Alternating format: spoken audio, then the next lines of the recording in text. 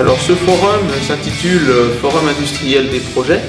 C'est un forum qui a pour objet de présenter aux industriels, mais aussi à d'autres visiteurs, on pense évidemment aux proviseurs et aux intervenants en lycée, un certain nombre de projets étudiants qui sont réalisés en premier cycle intégré, première et deuxième année, en cycle bachelor, première année, ainsi que dans le cycle ingénieur en deuxième année. Pour cette année, nous avons l'option objet connecté qui est représentée.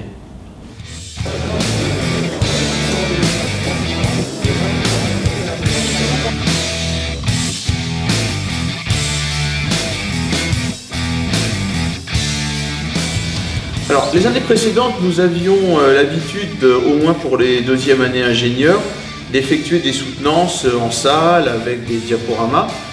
On s'est rendu compte que c'est un petit peu statique, donc on s'est dit pourquoi pas dynamiser un petit peu ces soutenances et les coupler à un forum où ils pourraient présenter en direct leurs projets sous forme de démonstration dynamique et également en profiter pour coupler ces soutenances aux présentations effectuées par le premier cycle et le cycle bachelor et faire venir justement les industriels. Alors ce format est très intéressant parce qu'il habitue les étudiants à rencontrer les industriels en particulier, savoir expliquer leurs projets en quelques minutes et les retours que nous en avons sont extrêmement satisfaisants.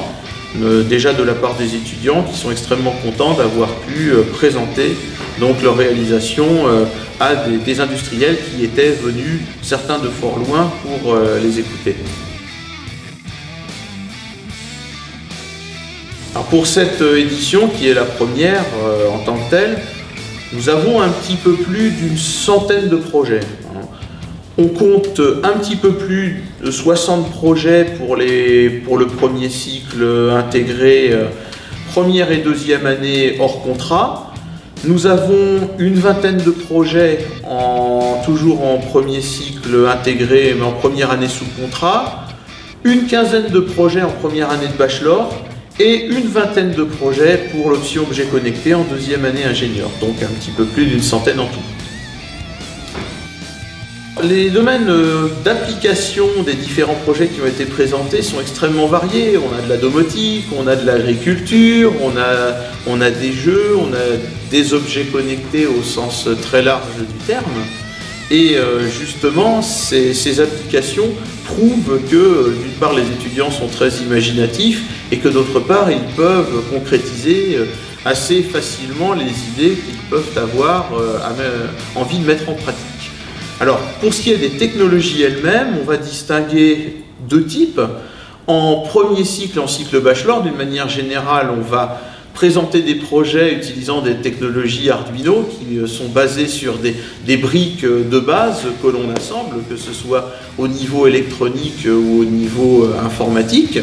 Tandis qu'en deuxième année de cycle ingénieur, on va travailler avec des plateformes beaucoup plus industrielles, avec des microcontrôleurs du même type que ceux qui sont utilisés dans les produits industriels, qui vont permettre aux étudiants d'optimiser le coût, l'encombrement, la consommation et justement de maîtriser les techniques de développement qui sont nécessaires pour l'électronique moderne et les objets connectés modernes.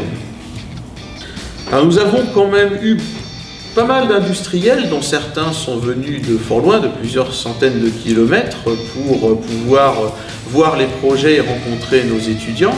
La plupart des entreprises étaient là également pour chercher des profils correspondant à leurs besoins, en particulier dans le domaine électronique, où les profils malheureusement deviennent de plus en plus rares, parce qu'il y a de moins en moins d'écoles qui y forment. Et les retours qu'on a pu avoir de la part de ces industriels sont extrêmement positifs et la plupart des industriels sont même venus chercher des étudiants pour leur proposer des stages, des contrats de professionnalisation, voire pourquoi pas à terme des embauches. Donc un satisfecit de ce côté-là.